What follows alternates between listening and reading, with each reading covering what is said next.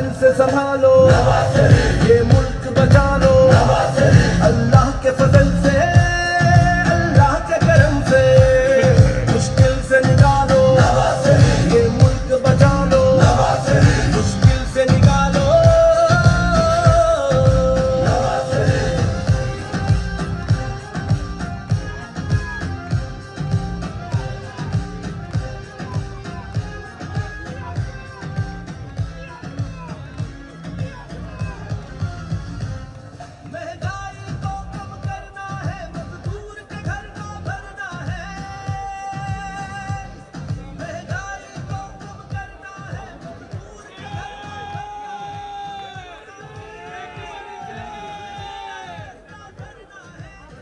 बिस्मिल्लाहिर्रहमानिर्रहीम।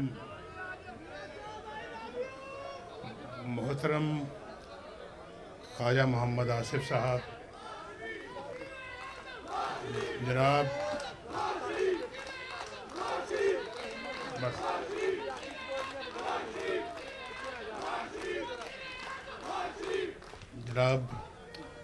प्रोफेसर साजिद मीर साहब, मुअज़्ज़िज़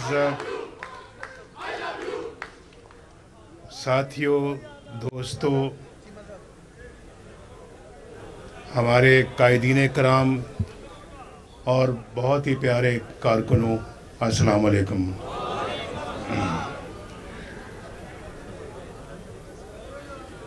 इस घर से माशाअल्लाह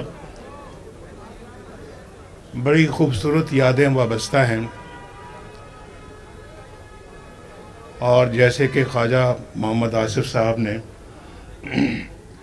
आपको बताया कि ये कितनी पुरानी हमारी एसोसिएशन है।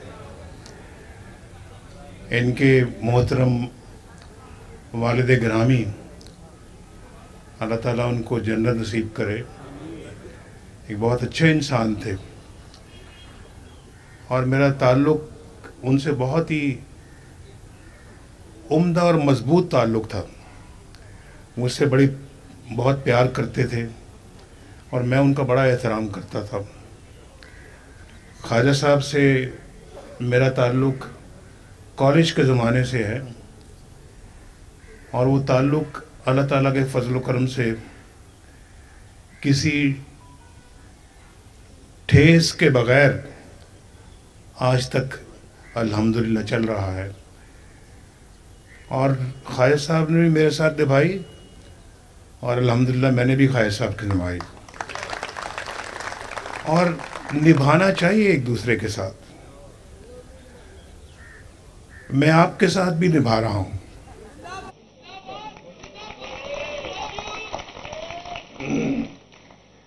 अपनी कौम के साथ भी निभा रहा हूँ,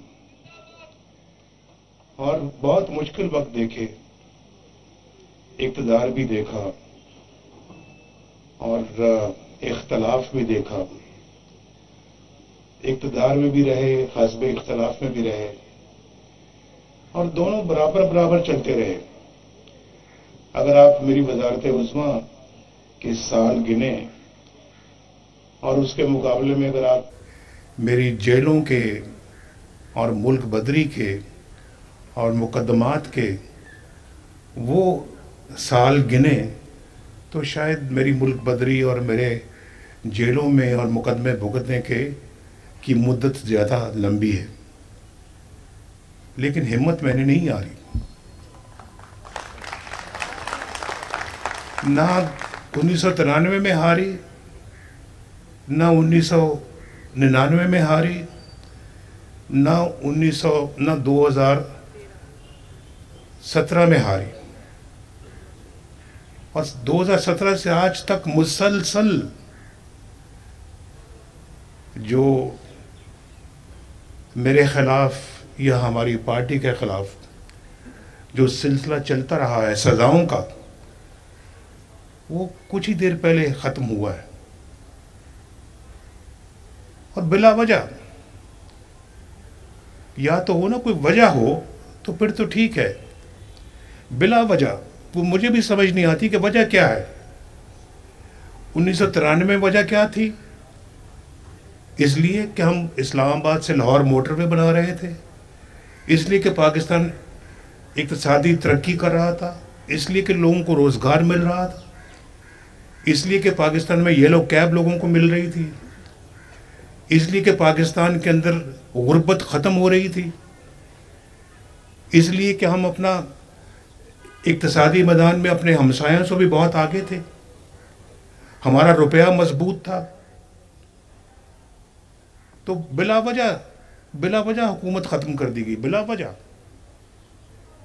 अगर वो मोमेंटम चलता रहता तो मैं गलत बात नहीं करता, दावे से अल्लाह के फजल करम से ये कहता हूँ कि आज पाकिस्तान दुनिया की मजबूत तरीन ताकतों में से एक ताकत होता।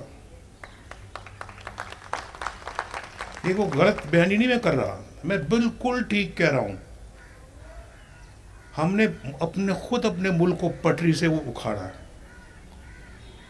पटरी से उतारा है, उखाड़ा है, बल्कि पटरी उखाड़ दी हमने। तो फिर कैसे चलेगा मुल्क जहां आए दिन वजीर आजम बदलते हों और जेलों में जाते हों, मुल्क बदरी होती हो, झूठे मुकदमे बनते हों, झूठी सजाएं मिलती हों? वो कैसे चलेगा मुल्क? बताएं जरा, आप सोच के बताएं कैसे चलेगा भाई। एक घर नहीं चलता, यहाँ सियालकोट के लोग बैठे हैं, एक फैक्ट्री नहीं चलती भाई, एक इदारा नहीं चलता, तो मुल्क कैसे चलेगा?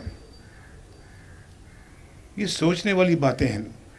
मेरा ख्याल है कि जैसे अभी किसी ने कहा कि हमारे पास कोई अब मौका नहीं है, ये चैम्बर से, मैं आज चैम्बर में गया हूँ, चैम्बर से वहाँ कहा जी कि ये अब हमारे पास कोई गलती का कोई अपना अब जो कहते हैं एहतमाल नहीं है। अगर अब भी हमने सबक ना सीखा तो वो अल्लामा इकबाल ने कहा था, तुम्हारी दास्तां तक न रहेगी दास्तानों में। हम तो पहले ही अपनी दास्तां को कहीं पीछे छोड़ आए हैं, इसलिए हमने बनाया था 1947 में ये मुल्क। जरा सोचने वाली बातें हैं सारी, इसलिए कुर्बानियां दी थी हमने कि आज मुल्क का ये हशर देखेंगे हम। क्या क्या ज्यादा दूर ना जाए, 1993 को छोड़ें, 1997 को छोड़ें, 1999 को छोड़ें, जब पाकिस्तान एटमी कुव्वत बना था, छोड़ दें, चलें, करीब आ जाएं, 2017 में आ जाएं आप। मुल्क कितना खुशहाल था, रुपया आपका मजबूत था, 104 रुपए पे रुपया हमने शुरू किया, 104 रुपए पे ख़त्म किया हमने। एक पैसे का फ़र्क नहीं आया डॉलर के मुकाबले में। और पाकिस्तान में महंगाई नाम की कोई चीज़ नहीं थी। बोलो मैं ठीक कह रहा हूँ गलत कह रहा हूँ? आटे का रेट आपको पता है, रोटी 4 रुपए में मिलती है, आपको मालूम है। बाकी चीज़ें मैं बार बार नाम नहीं लेना चाहता, लेकिन हर चीज़ आपकी पहुंच में थी। और पाकिस्तान सी पैक पे तेजी के साथ सी पैक लग रहा था। लोड शेडिंग का खात्मा कर दिया हमने, दहशत गर्दी का खात्मा कर दिया हमने, और पाकिस्तान जो है वो तरक्की की रफ्तार तेज से तेज होती चली गई। हमारी स्टॉक एक्सचेंज दुनिया की बेहतरीन स्टॉक एक्सचेंज में शामिल हो गई, और यहाँ बेरोजगारी का रोज बरोज खात्मा होता चला जा रहा था।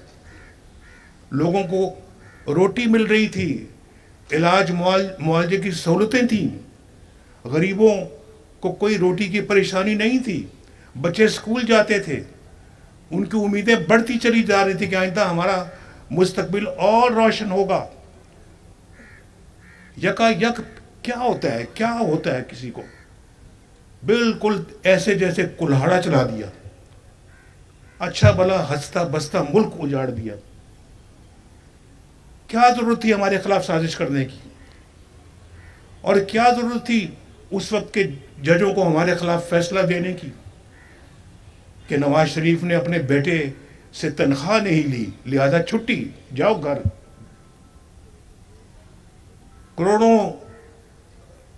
करोड़ों इंसानों के नुमाइंदे को, वजीर आजम को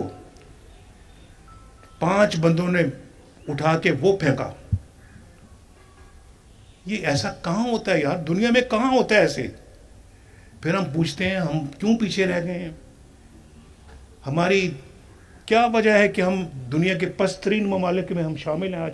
کوئی بھی آپ گراف اٹھا کے دیکھ لیں، کسی لحاظ سے، کسی بھی لحاظ سے، ترقی کے لحاظ سے، خوشحالی کے لحاظ سے، قانون کے لحاظ سے، اور پھر کرائم ریٹ کے لحاظ سے، اور بھی بہت ساری باتوں کے لحاظ سے آپ دیکھیں، ہم فہرست میں سب سے نیچے پاکستان کا نام آتا ہے۔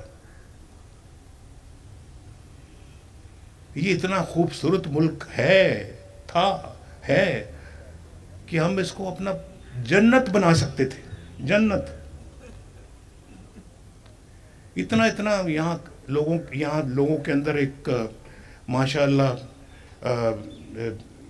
ہنر ہے کہ میں بیان نہیں کر سکتا۔ اب یہ شہر دیکھ لیں آپ، یہ شہر سیالکوٹ، جس سے مجھے بے پناہ محبت ہے، اس شہر کے اندر اتنا پوٹینشل ہے ترقی کا کہ یہ اللہ کے فضل و کرم سے دنیا کے ایک بہترین ترقی یافتہ شہر بن سکتا ہے۔ اپنے پاکستان ملک کو یہ بہت ترقی یافتہ بنا سکتا ہے۔ اتنا یہ ہمارے اندر پوٹینشل ہے، لیکن ہم نے کبھی کلہاڑا چلاتے وقت ان چیزوں کو نہیں دیکھا کہ کون کیا کر رہا ہے۔ اور اس کے بعد ہمیں تو آپ نکالتے ہو بغیر کسی وجہ کے، نکالتے ہو، آنکھیں بند کر لیتے ہو ہمیں نکالتے وقت، پھر لاتے کس کو لائے نواز شریف کی جگہ پر؟ آر ٹی ایس کو کیوں بند کیا؟ الیکشنوں میں ہیرا پھیری کیوں کی؟ ہمارے ڈبوں سے ووٹ نکال کے کسی اور کے ڈبے میں کیوں ڈالے؟ اور ایسے بندے کو لے آتے ہیں جس کو سوائے گالی کے اور کچھ کرنا ہی نہیں آتا، جب بھی بولتا ہے تو گالیاں دیتا ہے۔ اب میں کیا کسی کی بات کروں؟ مجھے بہت، یعنی کہ میں سمجھتا ہوں کہ ہمارے معاشرے کو، کلچر کو تباہ و برباد کیا۔ ہماری قوم تو ایسی نہیں تھی، بڑی اچھی قوم تھی ہماری۔ آج اس کی اصلاح کی طرف ہم سارا وقت یہ سوچتے رہتے ہیں کہ ہم اپنی قوم کی اصلاح کیسے کریں ہم۔ اور جو ملک کا حل ہو گیا ہے، مجھ جیسا بندہ 10 دفعہ سوچتا ہے کہ اپنے ملک کو کس طرح سے دوبارہ ڈگر پہ لے کے آئے۔ ہم بار بار غلطیاں کرنے کے جو ہے وہ نہیں، ٹھیک ہے، ذرا خاموشی اختیار کریں۔ ہم بار بار غلطیاں کرنے کے متحمل نہیں ہو سکتے، لیکن اب سن لیں میری بات، میں بہت کچھ ہے، میرا دماغ بھی ان باتوں سے بھرا ہوا ہے، دل بھی بھرا ہوا ہے۔ دل زخمی ہونے کے ساتھ ساتھ جو ہے وہ اس میں افسوس بھی اس بات کا ہے کہ ہم کیا بننے جا رہے تھے اور کیا آج بن گئے ہیں۔ لیکن میں آپ کو یہ بتا رہا ہوں کہ جو کچھ نقصان ہو گیا ہے وہ بہت بھاری نقصان ہو گیا ہے، لیکن اس نقصان کو ریپیئر کرنا یہ بھی آپ کی اور میری، ہم سب کی ایک فرض اور ڈیوٹی ہے۔ اس کو ہر قیمت پہ ہم نے پورا کرنا ہے۔ اپنے ملک کو ہم اس طرح کے لوگوں کے حوالے نہیں کر سکتے جو ہمارے معاشرے کو بگاڑ دیں، ہماری قدروں کو بگاڑ دیں، ہمارے کلچر کو برباد کر دیں۔ بالکل نہیں۔ ہمارے ساتھ جو ہوا وہ ہوا ہے، ظلم ہوا ہے، ہم نے برداشت کیا ہے، لیکن کبھی ہم نے پاکستان کے انٹرسٹ کے خلاف کبھی کوئی کام نہیں کیا اور نہ کبھی کریں گے۔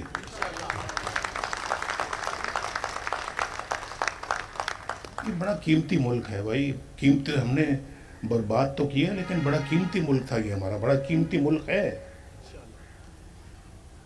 ہم اس کو سمجھیں، اس بات کو سمجھیں۔ جو پچھلے 70 سال میں اپنے اس ملک کے ساتھ جو کیا ہے، اللہ نہ کرے کوئی بھی اپنے ملک، کسی بھی ملک کے ساتھ ایسا کرے، اور ہم خود اس کے ذمہ دار ہیں۔ خود ایسے بندوں کو لانے کے بھی ہم خود ذمہ دار، وہ آیا نہیں تھا، وہ لایا گیا تھا۔ لانے والے بھی اتنے ہی ذمہ دار ہیں جتنا وہ خود ذمہ دار ہیں۔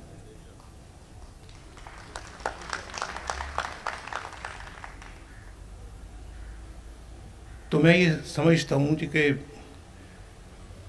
ایک بڑے عرصے کے بعد،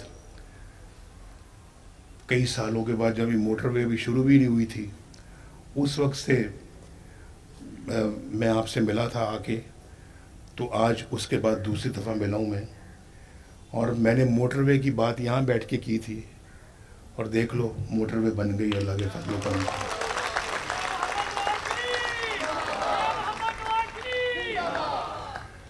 مجھے خوشی ہے آج میں پہلی دفعہ اس موٹر وے سے لاہور سے سیالکوٹ آیا ہوں، لیکن یہ موٹر وے اس سٹینڈرڈ کی نہیں ہے جس سٹینڈرڈ کی ہونی چاہیے تھی۔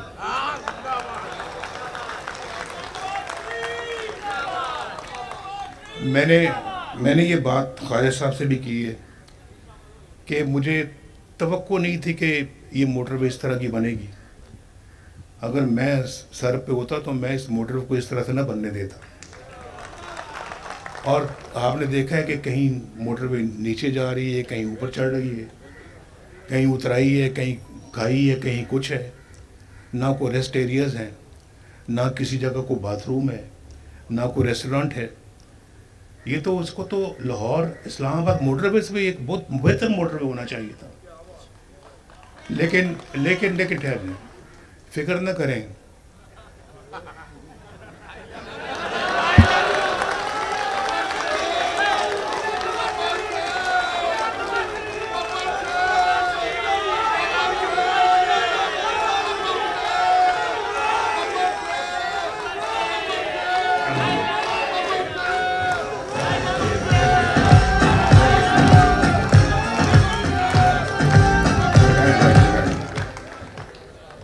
بہت خوشی ہوتی ہے دیکھ کر کہ سیالکوٹ میں ایک بہت اچھا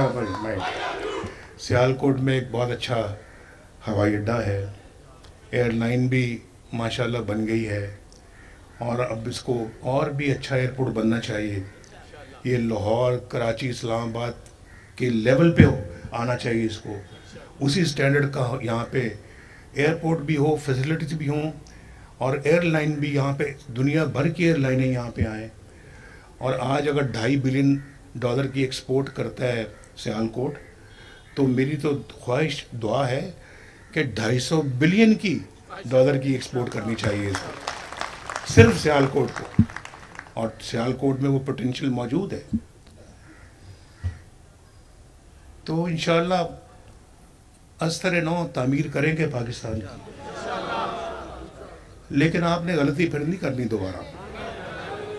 اگر کوئی غلطی کرے گا، نہیں، اگر غلطی کو کرے گا تو پکڑنا بھی آپ نے اس کو، انشاءاللہ کہہ رہے ہیں نا۔